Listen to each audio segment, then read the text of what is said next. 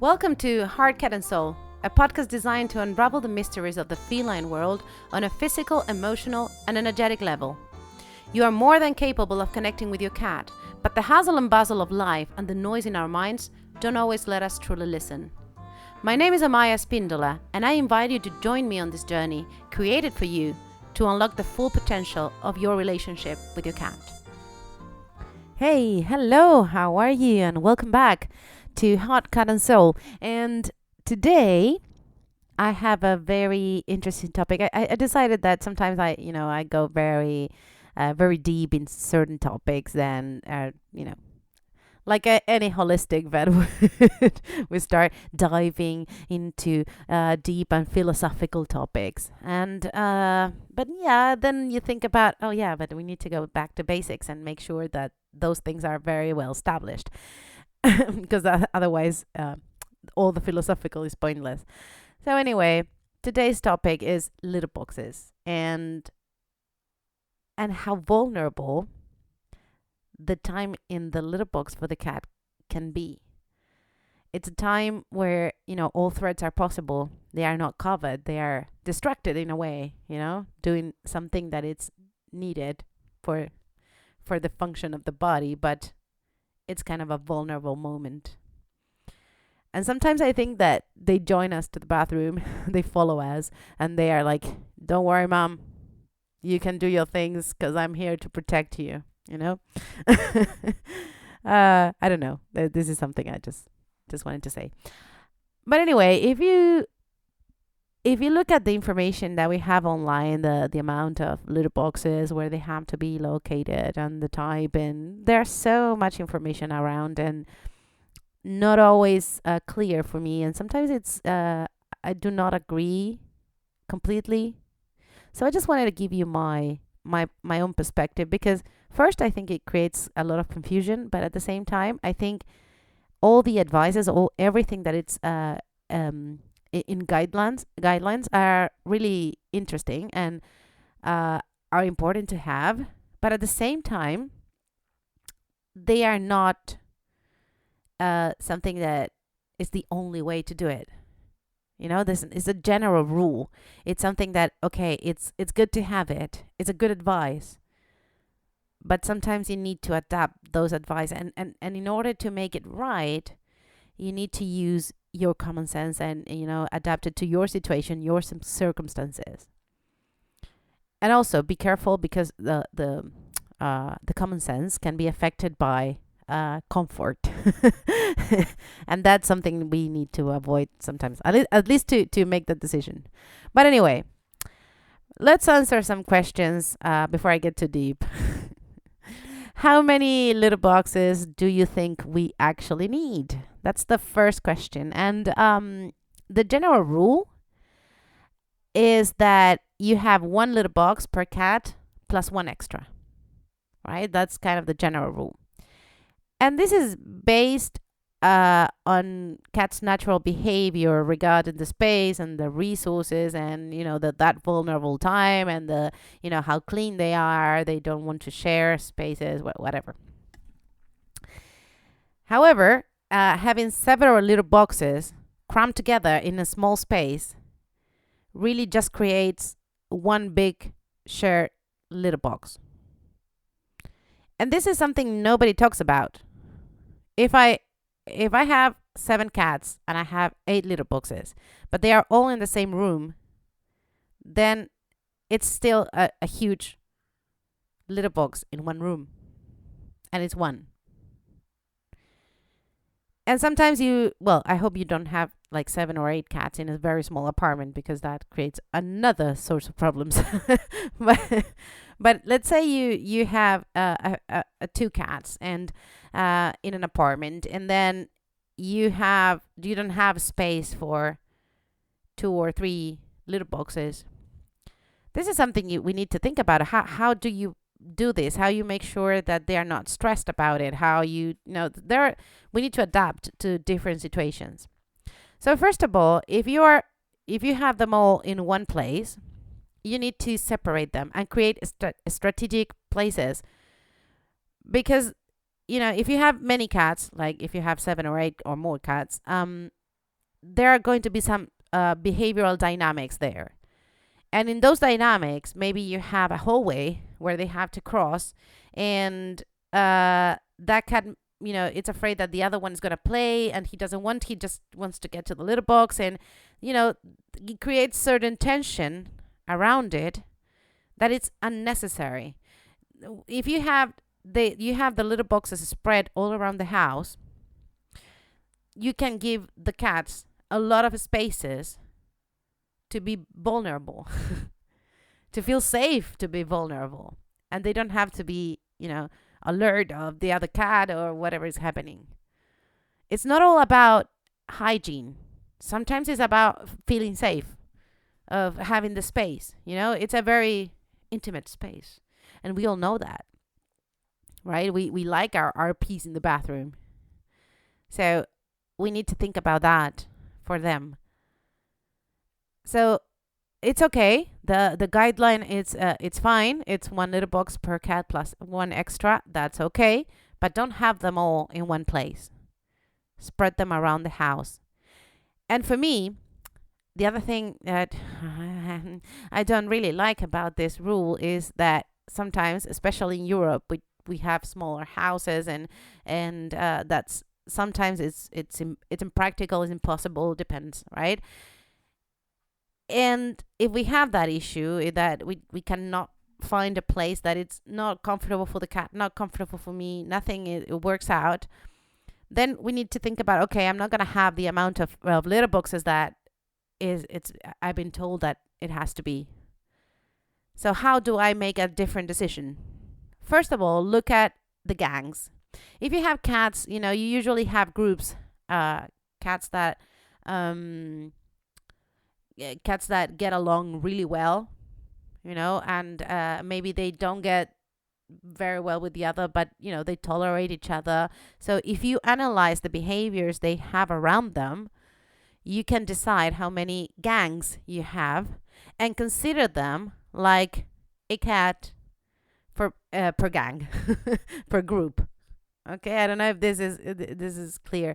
What I'm saying is that if you have, let's say you have 5 cats, but in those 5 cats you have 2 cats that get along perfectly, and the other 3 cats tolerate each other. So you have 4 cats, because the ones that are getting along very well are a gang. They're considered one cat. So you can have 5 litter boxes. Or if you have, let's say, 3 cats and 2 of them get along and the other one tolerates, it's a tolerance between them. They can live together, but they don't. Well, then you have 2 cats, and then you have 3 litter boxes, or maybe 2. Maybe 2 is enough. You need to think about how this will work. Now, if you have a problem at a certain point, let's say that there's a stressful situation. Stress comes in with life, right? And if you have a stressful situation, you can always have an extra one around, just to put it during those periods. That's okay. I only have one. I have 2 cats. They get along. I have 1 litter box, a really big one, but I just have 1 because I've tried to have another one, and it creates. It's not necessary. I see how they use them. I analyze the situation, and I see that they prefer the one that they have. But if I am in a stress moment, let's say I'm not going to be at home, I'm going to travel, I'm going to do loads of things, well, I add the other one. I have the other one just in case, and I put it out when I need to. And this is another option, right? And this is what I mean when you have guidelines that those are okay. They are based on scientific basis. They are based on the needs of the cat. But it's not a sentence. It's not like, okay, this is the only way we can do it. And also consider where they are placed. So if you look for social groups, you will find how many groups you have and how many litter boxes you need. This is what I believe. This is how I think it should work. And actually, I heard this about this group, this idea. I heard it from an ethologist, a behaviorist, a vet, that he started to analyzing the difficulties sometimes was to add the amount of litter boxes in small spaces here in Spain, in Europe in general. So he thought about this, and he was testing at the moment, and I also tested it, and it works perfectly. And to have this ability to adapt according to the situation you have, that's another great idea. So this is the thing, and this allows you, well, actually forces you in a way, to observe more your cats, to be more present, to look at what they need at each moment. And this is what this is the relationship we need with our cats. Look when you're going to have a stressful situation, look when they are having a stressful situation, and act upon. Don't try to prevent everything, because it's impossible. Life, it's unpredictable. Okay. um and this is something to think about with all the guidelines ever. Okay, so let's move to the next one, which is the size and the location. I've been a cat sitter.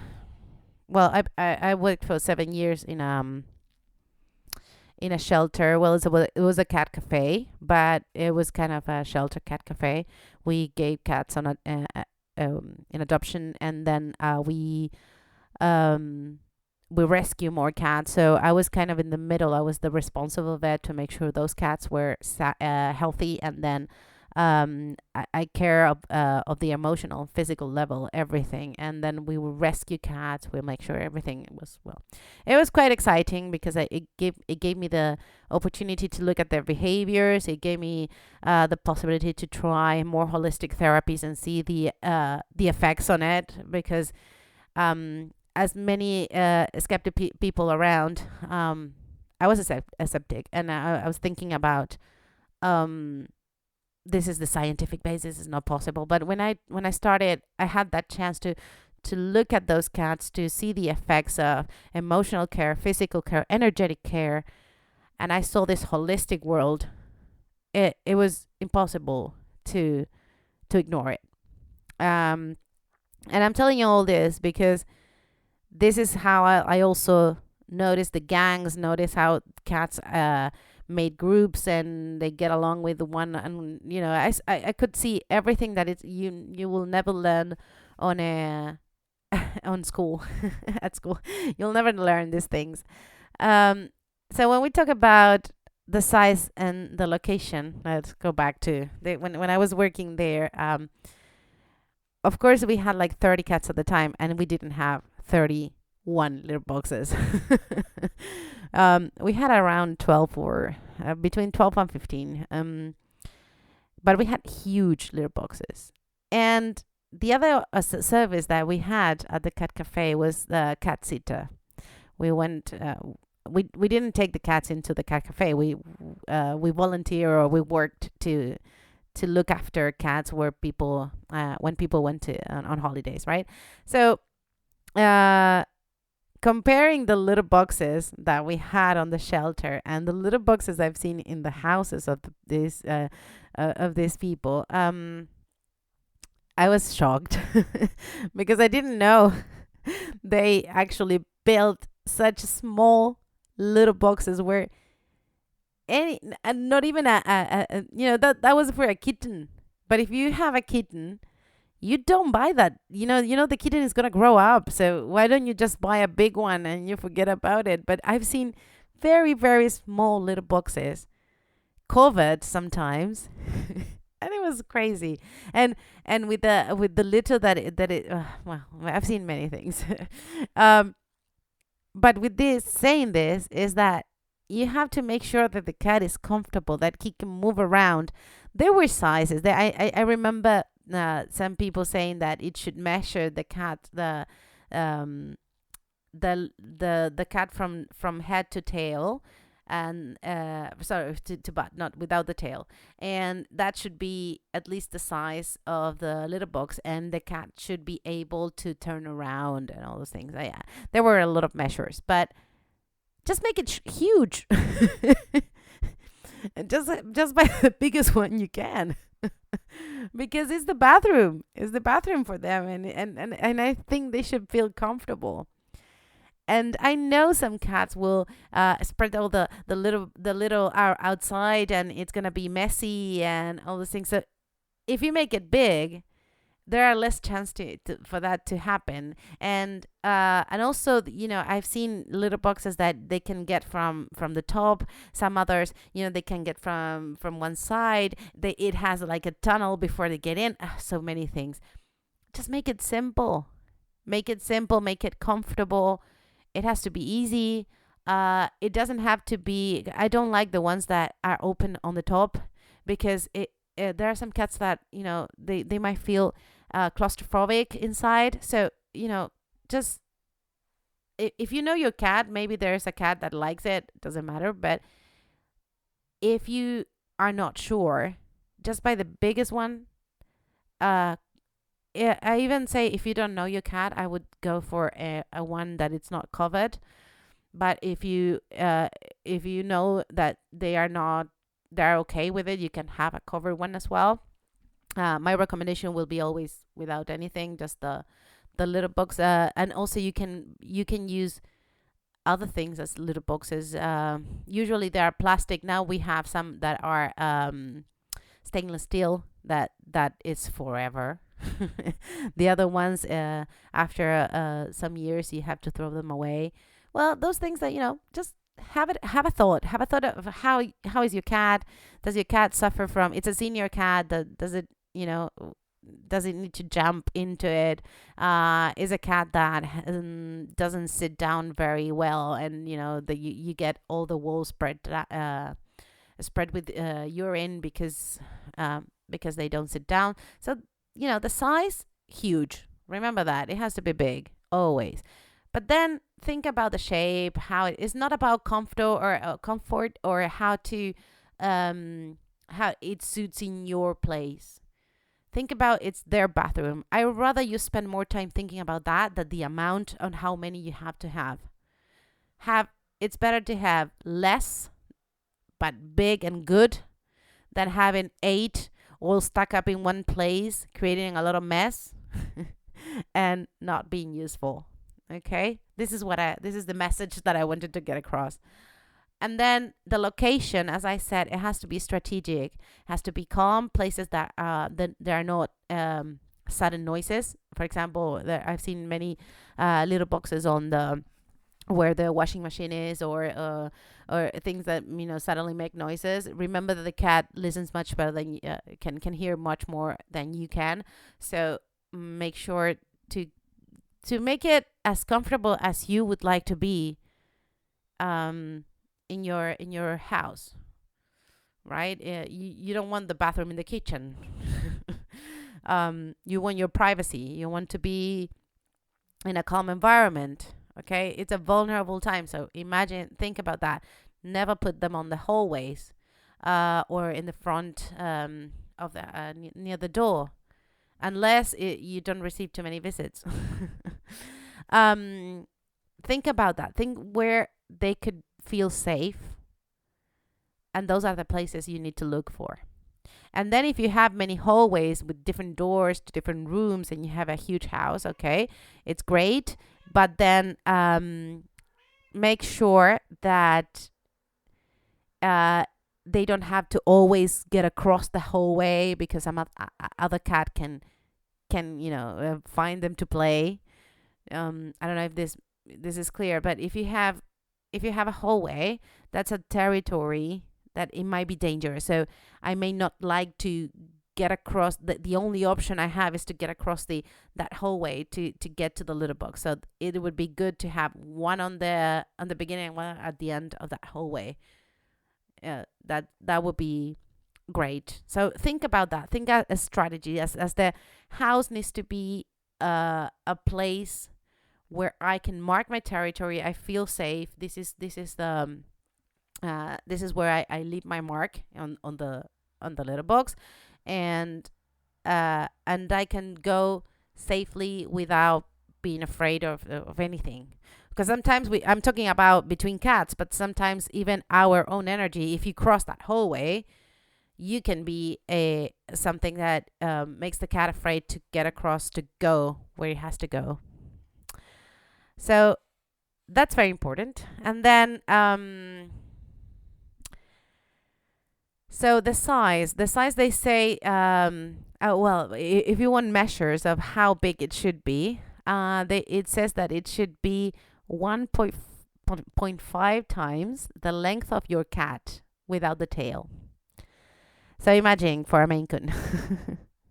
I had they recommended like a storage bin to get that across, but I bought for example, I mean, my cat likes a cover one, and but I have to take the door out because my cat likes to step on the side and go there. But well, anyway, um, but imagine again, right? So if you find something that is 1.5 times the length of your cat, that's general. So just think it has to be big, but sometimes that's not gonna be enough because I haven't seen so many little boxes so big. So what happens if it has to be covered or uncovered? So again, for me, it's better. It's if it's uncovered. That would be my preference. But I understand if depends again where the location, how the cat feels about it. Sometimes you have furniture. If you have to have a little box in the living room, for example, because they have so many cats. There are furniture that it could discreetly hide those little boxes, and they can. That's a good option. But again, they have to be huge, like big, so the cat has its space. And for the covered ones, they have to be jumbo, very high, big everywhere. And I've seen just a few brands that are pretty good. I don't like the automatic ones. I've seen many problems with it, but at the same time, they are very small. For me, they are very small. I don't like them. They create noises that maybe the cat don't like it. I don't know. I'm not still not happy with it, and I think it's not that bad to be picking up the it's not that bad to be picking up their poo. But anyway, that's my opinion. That this is if you have many cats or you are a breeder, maybe this will it's a luxury that you need. But I don't think it's a necessity. I think it's something. Well, okay, if you decide to go for the self-cleaning little boxes, my recommendation would be make sure it's a good brand because they can fail and they can make damage to your cat. They can hurt them. There has been, especially since we are very we are buying too much on Chinese and these products that are industrialized. We are finding more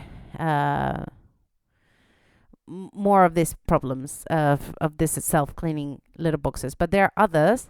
They are very expensive, but they give you some assurance. So make sure that is happening. So when I say that cats are vulnerable, to summarize a little bit, and when I say that cats are vulnerable when they go to the bathroom, it's because of this. It's because they are at that time defenseless. They cannot be alert, or they're concentrated on a physiological level to do what they need. So just make sure that every decision you make about it is thinking about that.